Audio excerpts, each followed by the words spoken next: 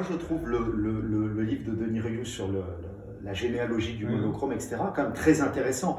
Il faut lui reconnaître qu'il a quand même, ça a été le premier vraiment à replacer dans la chronologie du monochrome les expériences des arts incohérents d'Alphonse Allais. Le vocabulaire. Non, mais... Impossible pour moi.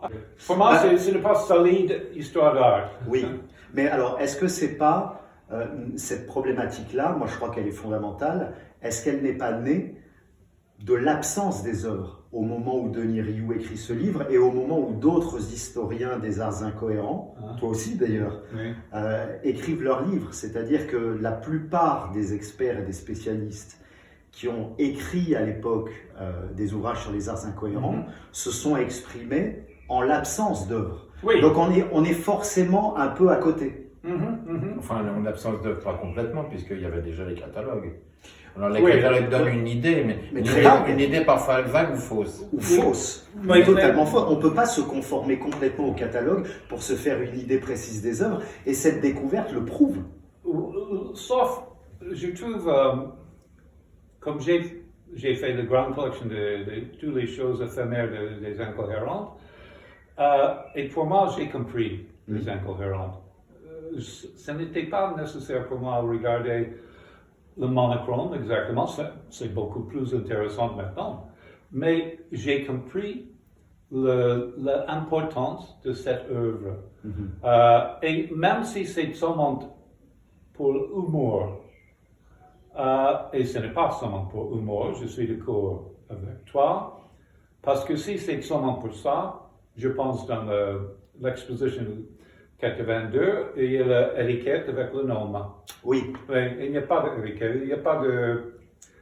il n'y a pas de titre. Pas de titre. Ça veut dire que ce n'est pas seulement pour l'humour. C'est esthétique aussi. Oui. Mais même si ce n'est pas esthétique, ce n'est pas un problème pour moi. Parce que il existait. Oui. C'était comme ça. Oui. Et si Malevich ou les autres artistes avant-gardistes du début du siècle peuvent comprendre qu'il existe, même si ce n'est pas sérieux, pour eux, il devient sérieux. Oui, je comprends. C'est utile pour faire les choses. Oui. Mais si on peut trouver que c'est plus sérieux qu'on a pensé avant, ça c'est même plus important. Oui. Mais j'ai pensé tout le temps que les incohérentes étaient sérieux avec humour.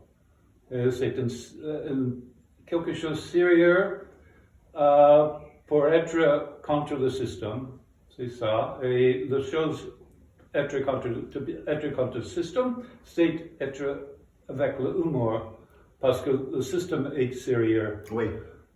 Comme ça. Oui. Très académique. Oui. Oui. Politique, toutes les choses comme ça. Bien sûr, bien sûr. Donc, est-ce que cette découverte, pour toi, quand même, amène, par la matérialité des œuvres, de nouvelles perspectives de réflexion sur les arts incohérents? Oh oui, certainement, c'est un niveau plus important de savoir les œuvres qui sont les vraies œuvres, parce que avec l'image imprimée dans le catalogue de dimensions, on a une idée, mais c'est comme regarder une photo de la sculpture. Oui. Et comme on voit la vraie sculpture, on peut toucher, un peu. Oui, c'est complètement différent. Ça transforme donc le regard. Oui, vraiment. oui. Non, il confirme aussi. Et ça confirme en même temps. Oui. Voilà. Mais alors, ça confirme, j'ai envie de te dire, te concernant. Parce que effectivement, tu as un discours avant l'émergence des œuvres qui aborde les arts incohérents comme une avant-garde avant l'avant-garde du début du XXe siècle. Mais pour la plupart des autres historiens qui considéraient que ce mouvement n'était pas une avant-garde, que c'était comme ça des œuvres qui étaient fabriquées pour blaguer, etc. Eh bien, l'émergence des œuvres l'émergence des œuvres dans tout ce qu'elles ont de sophistiqué, dans leur nouvelle matérialité observable, eh bien, elles ne sont pas conformes à leur idée. Donc, si tu veux, on rencontre de la part de cette frange d'historiens des résistances très très fortes en disant non, la fiction dans laquelle nous étions des arts incohérents n'est pas conforme à ce que nous voyons, donc nous ne pouvons pas l'accepter comme tel. Tu vois, il y a quand même une approche différente. Mais on ne peut pas décider qu'une avant-garde est une avant-garde ou qu'elle ne l'est pas. c'est une avant-garde point à la ligne. Parce qu'elle s'inscrit Parce qu'elle chronologiquement à un moment s'inscrit donné. comme ça, moi je trouve, enfin, c'est mon point de vue personnel. Voilà, après qu'il y a eu une parenté avec le dadaïsme et le reste, d'accord, mais moi c'était effectivement une avant-garde au moment où ça se passait. Et à l'époque, est-ce que c'était perçu comme ça? Est-ce que c'était voulu comme ça? Peut-être pas. Le mot Mais- avant-garde n'est pas vraiment le mot utilisé Non. pour Non. des choses comme ça. Non. Non. Euh, Mais nous pouvons utiliser le mot. Oui. Oui. Alors c'est un mot qui doit être réservé aux historiens. Oui, oui, mais c'est comme la Belle Époque. Elle Oui. n'existe pas. Oui, oui, elle n'est pas que la belle époque. Non, c'est une autre personne après 1900 qui a utilisé le mot Belle Époque, Bien mais sûr. il n'existe pas Bien pendant sûr. la période. Oui, et qui donne une idée très réduite des nuances justement Oui, oui. d'une époque. Post-impressionnisme. Ouais. Qu'est-ce que c'est ça? Je suis un post-impressionniste. Gauguin m'a dit ça? Non, jamais mais- il a dit ça. Ouais, bien sûr. Et alors, quelle est l'œuvre dans cet ensemble qui t'a le plus marqué justement? Quelle œuvre? Je pense évidemment c'est le monochrome qui. Ouais. Le reste, la sculpture en bois aussi. Oui, Près Gauguin. tout à fait. Daniel Grojnowski, qui a travaillé sur ces questions, lui, il a théorisé ça en disant c'est une avant-garde sans avancée. Alors, c'est Ça vrai veut que dire quoi, ben, sans je sais pas justement Ah, ce oui. que ça veut dire. C'est un très joli, ça pourrait faire un très effet- joli titre. C'est un effet de manche. Et si on pense les fluxus Oui, des années 60 sont importantes, le fluxus, c'est le bébé des incohérents, sans connaissance des incohérents. Oui. Et Dada, je pense que c'est comme ça. Et il y a une ligne. Il y a une ligne. Il y a les incohérents, il y a Jacques Villon, Marcel Duchamp, les frères. Il y a la compréhension de l'histoire. Après 10 ans, on ne peut pas dire les incohérents existaient, je n'ai passé sous ça. Oh Ouais. non, C'est tout le monde impossible. sait ça. tout le monde a su ça, sait je pense, jusqu'à la fin de disons à la fin de l'entre-deux-guerres. Oui. Puis Marcel Duchamp, quand il arrive chez son frère je crois Oui. que c'est 1904, Oui. il dit lui-même qu'il atterrit dans un milieu d'illustrateurs. Oui. Et il dit, et pas des peintres. Oui, C'est oui, très oui. différent. Oui, oui. Donc son milieu, c'est Villette, donc Je ce pense sont que- des incohérents. je- Oui, il est en lien direct avec, Oui, oui, oui, avec oui. une incarnation des incohérents. Et comme on a dit dans le catalogue, les cabarets Quatsart continuaient les choses des incohérentes avec le Chadmar qui était fermé, mais le Quatsart existait pour un autre 12 ans. Et certainement, Picasso était là, Oui. tout le monde était le cabaret Quatsart, regarder des choses éphémères comme ça. Donc il y a une mémoire encore très vivante. Oui. Ah Des- oui. des Là, vous faites incohérents. un prolongement très intéressant, je trouve, entre le Chat Noir, le cabaret des Quatsarts et le théâtre de l'œuvre avec, Oui. avec Ah oui. Ubu, et où Oui, effectivement absolument. on voit tout de suite une parenté. Oui, on n'a pas perdu les choses. Non. Ce que tu disais tout à l'heure, c'est pour eux, l'idée des œuvres était suffisante pour s'inscrire quelque part dans cette filiation. Oui. À moins que, donc de manière conceptuelle, disons, à moins qu'ils aient eu aussi, moi je ne l'écarte pas, je veux dire, c'est une hypothèse, qu'ils aient eu aussi une certaine mémoire de la matérialité des œuvres. Entre peintres, on se raconte des choses quand même. On peut faire une Moi- comparaison. Comment? On peut faire une comparaison. Oui. On ne sait pas le sculpteur grec Oui. seulement avec le sculpteur romain. Mm. Et si soudainement on trouve une cache de le sculpteur grec, on a compris le sculpteur grec, mais pour la première fois, on peut regarder le vrai sculpteur. Oui, bien Ok, sûr. nous avons le sculpteur incohérent, enfin. Oui, bien sûr, bien sûr. Mais je pense qu'il y a eu, c'est un mythe, hein, pour moi, selon lequel les œuvres ont toutes été détruites après les expositions. Oui. Et ça, tout ça ne repose sur aucune preuve documentée. Non, C'est une fabrication d'historiens, et à mon avis, qui est à l'œuvre aussi pour minimiser l'importance Oui, des oui, oui. incohérents.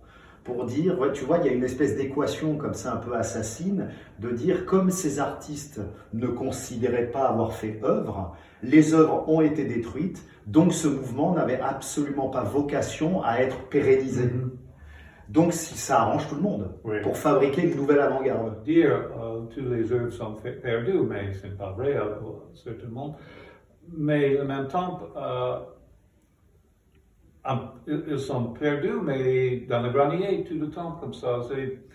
Bien sûr. Elles sont non localisées. Oui, oui, peut-être En fait. il y a d'autres caches ailleurs, on ne sait pas. Oui, Bien sûr. oui, oui. Il ne faut pas oublier que le Jules Lévy, qui est donc à l'origine la personne centrale qui a vraiment manœuvré tout ça, les incohérents, il est mort en 1935. Donc très tardivement. Donc il est mort tardivement, il était dans le milieu d'édition, donc il était très investi dans différents mouvements et compagnie. Il pouvait très bien passer la bonne parole, si on peut dire, vers d'autres.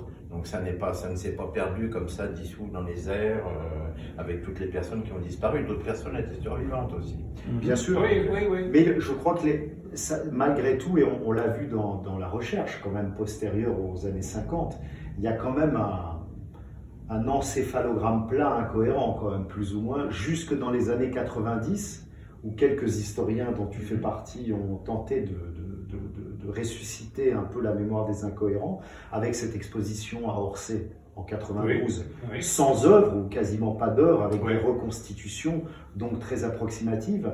Mais moi, je pense qu'il y a quand même eu un effacement, quand même, après la Seconde Guerre mondiale, au moins de l'importance des arts incohérents.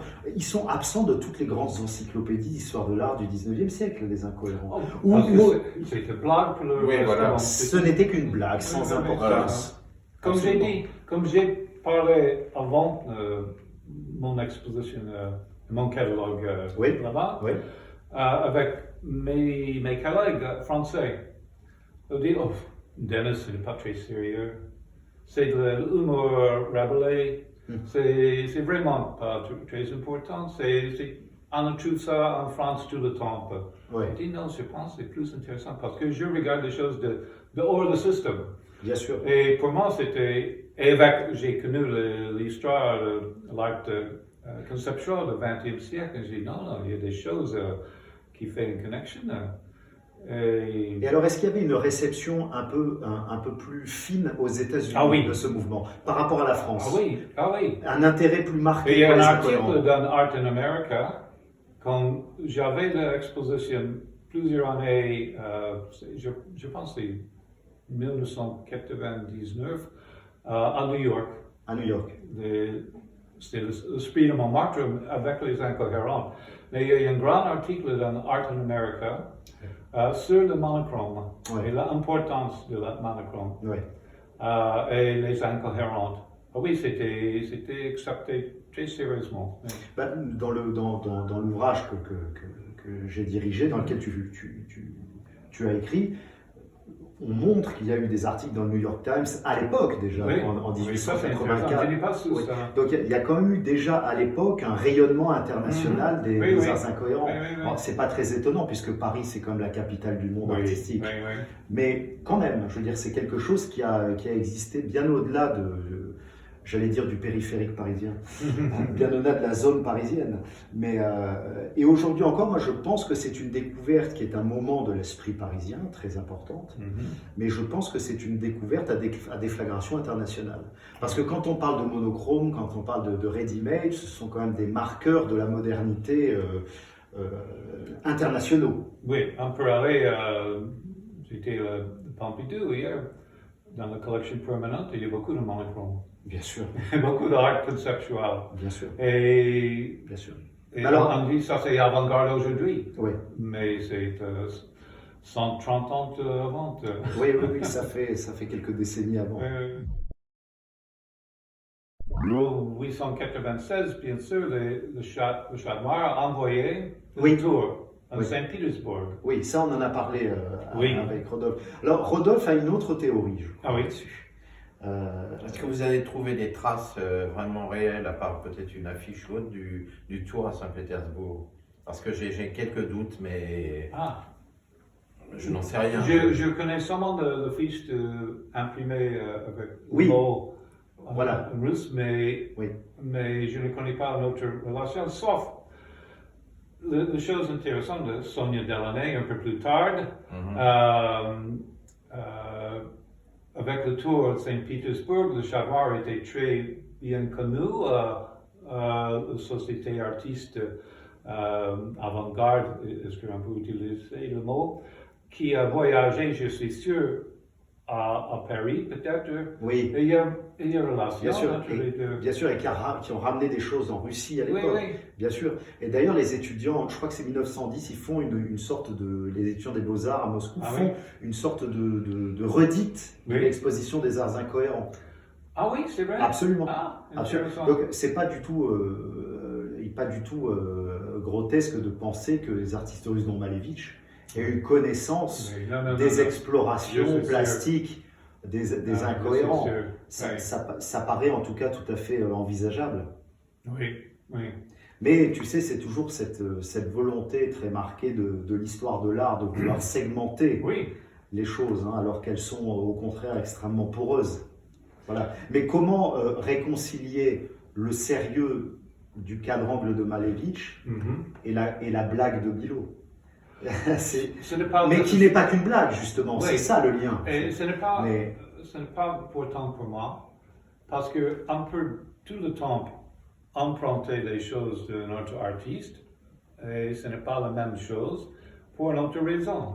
Bien sûr. Et Malevich, regardez, ah, ça c'est extraordinaire, et peut-être comme on a trouvé, d'abord avec humour, je peux mettre le titre. Mais peut-être c'est plus important d'oublier le titre, de juste avoir l'image comme Oui. ça. Bien sûr. Pour moi, ce n'est pas important de dire c'était humour et ce n'est pas humour.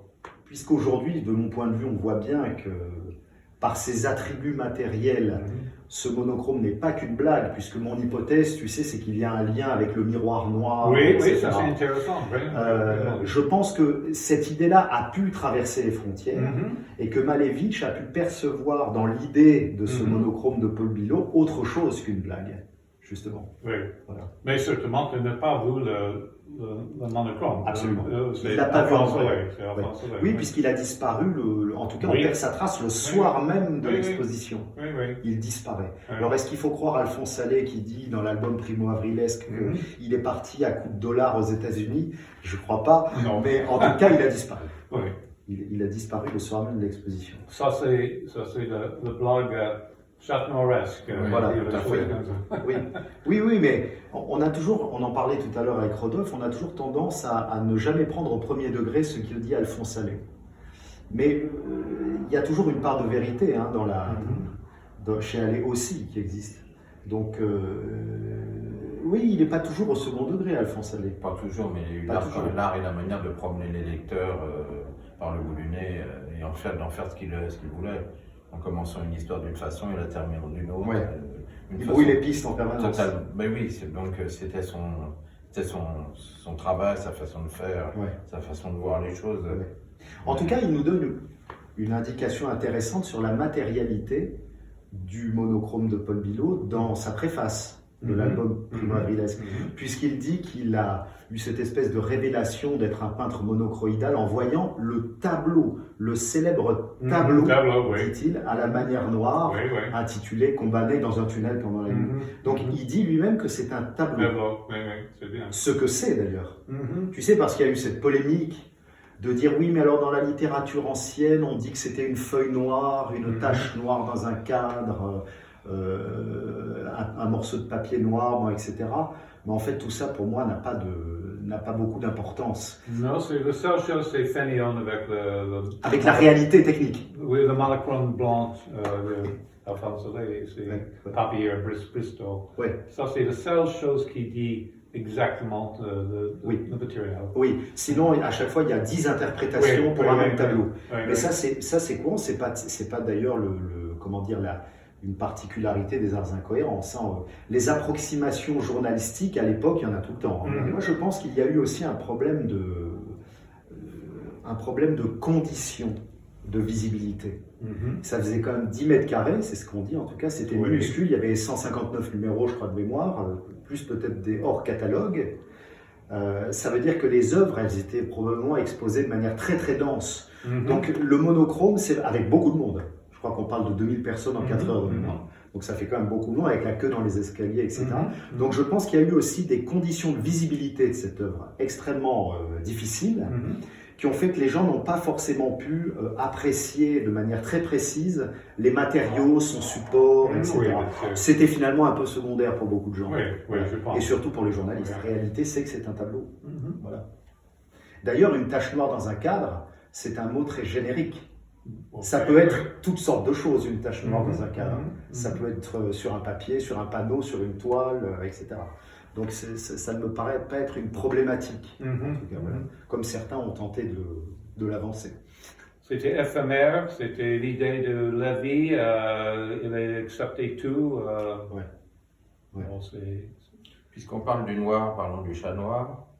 Oui. Vous êtes oui. un grand spécialiste. D'après vous, est-ce que on peut dire que les salons incohérents, les bals incohérents, sont inspirés directement de ce qu'on pouvait trouver au chat noir, au cabaret et dans le journal?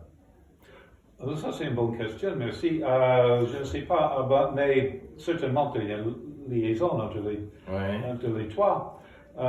L'esprit de chat noir, c'est comme ça. On peut faire comme on veut. Et on peut faire les choses dingues. Et ça, c'est grâce à Rudolf Salis. Mais le fait que combien de pourcentage sont les personnes qui travaillent avec le chat noir? Les écrivains, les artistes, chat-noiresques. C'est la même mentalité. Je pense, c'est ça. Et pour beaucoup, les mêmes personnes. Oui. Parfois. Certainement. Oui. Et le problème des incohérents, c'est que ce sont tous quasiment des pseudonymes. Oui. En plus, donc on ne sait pas Oui. qui se dissimule Oui. derrière les pseudonymes. Donc il y a probablement des gens, si on levait le voile comme ça, on verrait que ce sont des gens, pour certains, qui étaient même au chat noir, etc., et peut-être même, probablement même au salon officiel. Oui. Peut-être même des artistes académiques. Oui. Le Herond, une grande partie des artistes sont des académiques aussi. Bien sûr. Il faut prendre avec beaucoup de réserve ce qu'a dit Jules Lévy en disant, ce qui est probablement une très belle formule de communicant, qu'il a voulu faire une exposition de gens qui ne savaient pas dessiner. Voilà. C'est à prendre avec beaucoup de réserve. Mais Jules Lévy était un grand blagueur. Il était un grand organisateur aussi. Parce on lui doit tous les salons, les bals aussi. Et donc, c'était vraiment la personne centrale des incohérents. On a eu tendance un peu à l'oublier. Un vrai travail à faire sur Jules Lévy. Elle était écrivain, un éditeur, un organisateur, toutes les choses. Bien sûr, c'est une figure qui a énormément compté pendant longtemps. Donc forcément, il y a probablement un matériau existant, non localisé encore, pour fonder un vrai travail scientifique sur lui. Alors, ce qui est quand même extraordinaire avec les incohérents, c'est la manière dont ils ont structuré ce mouvement. Je crois que c'est ça le grand génie de ces expositions. C'est d'avoir fait de vrais catalogues, de vrais événements, de vrais vernissages, de vraies expositions, de vraies campagnes de communication, etc. Mais moi, je pense que Jules Lévy est vraiment central là-dedans. Mais probablement, oui, mais il n'a pas pu faire ça seul. Il l'a pas fait seul, et forcément, c'est obligé. Mais je pense qu'il a quand même, il a su diriger, borner le travail. C'était le chef d'orchestre. J'ai décidé d'entreprendre un catalogue raisonné des œuvres retrouvées et inédites. Voilà. Donc j'ai annoncé officiellement la préparation de ce catalogue et j'ai déjà reçu un certain nombre d'œuvres. Ah oui, très bien. Certaines qui me paraissent un peu à côté, mais quelques-unes qui sont de bons candidats. Donc je pense qu'il y a des choses qui vont effectivement commencer à émerger grâce à cette découverte et grâce à la mise en lumière des incohérents. Mais la complexité, tu sais bien, c'est de recouper avec certitude une œuvre au catalogue, parce qu'il n'y a jamais je pense que cette œuvre a été dans le catalogue. Non, mais c'est possible, hein, grâce aux gravures notamment, on peut quand même arriver à... Mais sinon, tu sais bien qu'on n'a qu'un titre et un pseudonyme la plupart du temps. Pas de dimension, pas de description du support, pas d'explication vraiment précise du sujet, enfin, donc c'est très compliqué. Mais si on arrive à réunir ne serait-ce que 20 ou 30 œuvres nouvelles, ce serait déjà extraordinaire. Absolument. Sur 1000, ça fait pas beaucoup, mais ce sera toujours ça d'intéressant. J'ai lu effectivement le texte de Luce Abélès dans lequel elle tente, disons, de démontrer l'absence de Lautrec. Moi, je trouve qu'il n'existe pas non plus de preuve absolue qu'il n'a pas participé. Mais il n'y a pas de preuve que... Dans un sens comme dans l'autre. Toulouse-Lautrec n'est pas une personne qui était membre de choses. Elle ne veut pas être avec le groupe officiellement. Je comprends. Et je pense... Et c'est vrai que c'est un des traits, je trouve, un des marqueurs très important des incohérents. Dans leur modernité aussi, c'est qu'il y a un esprit de groupe avant un esprit d'individualité. Faire œuvre de groupe. Et ça, c'est quelque chose de très moderne pour l'époque. Oh, avec l'impressionnisme. Oui, mais eux étaient des individus très marqués, Oui, oui. Tu vois, très individualisés, Oui. très identifiables. Oui, oui, oui. Là, il y a une stratégie quand même de se dissimuler massivement derrière des pseudonymes. Ça vient un peu des hydropathes aussi, puisque Oui. les incohérences, c'est une production du groupe des hydropathes. Et donc, on peut penser que là, il y a effectivement un rassemblement d'artistes qui s'est transporté des hydropathes aux incohérents, Jules Lévy faisant partie des deux. Ouais. Donc, oui, une espèce de solidarité artistique. Mais Oui, pour mais- revenir à Lautrec, je pense qu'on rattache Lautrec parce que c'est un homme qui était capable d'une grande fantaisie à côté de son art magistral. Et c'est pour ça qu'on aimerait bien, je pense, recoller Lautrec parmi les membres des Incohérents. Oui. Parce que voilà, c'est. Voilà, Alors, il y a un peu de ça. Il y a aussi, je pense, une petite recherche de respectabiliser les incohérents par des grands noms. Oui, oui. C'est un peu ça. Ouais. Mais qui ont probablement On existé est comme chez les c'est incohérents. très important. Le catalogue que tu as fait, c'est beaucoup de renseignements plus que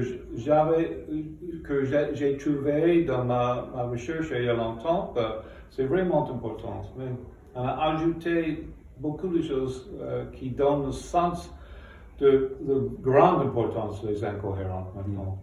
J'ai initié avec Catherine Chopin, les autres personnes, mais je pense que ce catalogue, c'est des choses qui donnent vraiment le preuve de l'importance des incohérents. Oui, en tout cas, je trouve que c'est une découverte qui permet de lever un petit coin du voile sur un mouvement qui avait été, comment dire, plongé dans une sorte d'invisibilité, de purgatoire. Voilà, donc ça, je crois que ça va permettre à d'autres historiens de travailler dans une voie peut-être un tout petit peu plus éclairée. Peut-être. Mais bon, voilà, bravo à vous tous d'avoir travaillé sur les incohérents. On en parlait tout à l'heure avant de démarrer cette conversation. Ce qui explique, si tu veux, que pour les choses qui sont absolument déconsidérées, on n'ait aucune traçabilité en termes de provenance. C'est-à-dire que les choses se perdent. Quand une œuvre perd son identité, elle perd sa traçabilité. C'est mathématique. Donc il y a aussi cette espèce d'obsession de absolument vouloir retracer l'histoire des œuvres, qu'elles soient importantes ou pas d'ailleurs, pour rationaliser quelque chose, je crois, alors que ça n'a aucune réalité.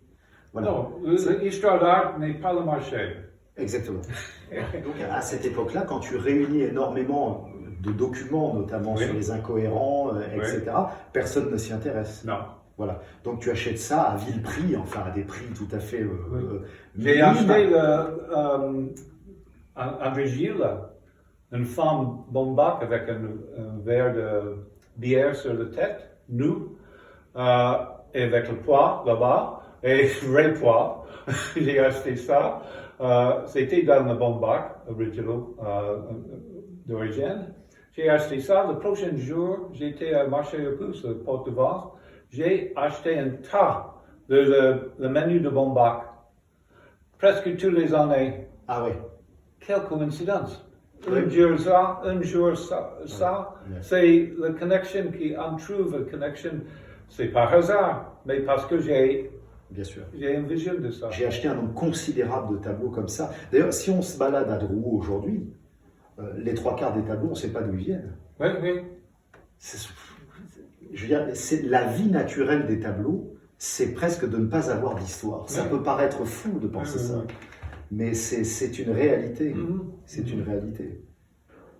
Donc, chercher à tout prix à vouloir retrouver une provenance retraçable pour les œuvres incohérentes, Non. ça n'a pas de sens. C'est Même- un contresens Même ce n'est pas historique. important. Et ça n'est pas important.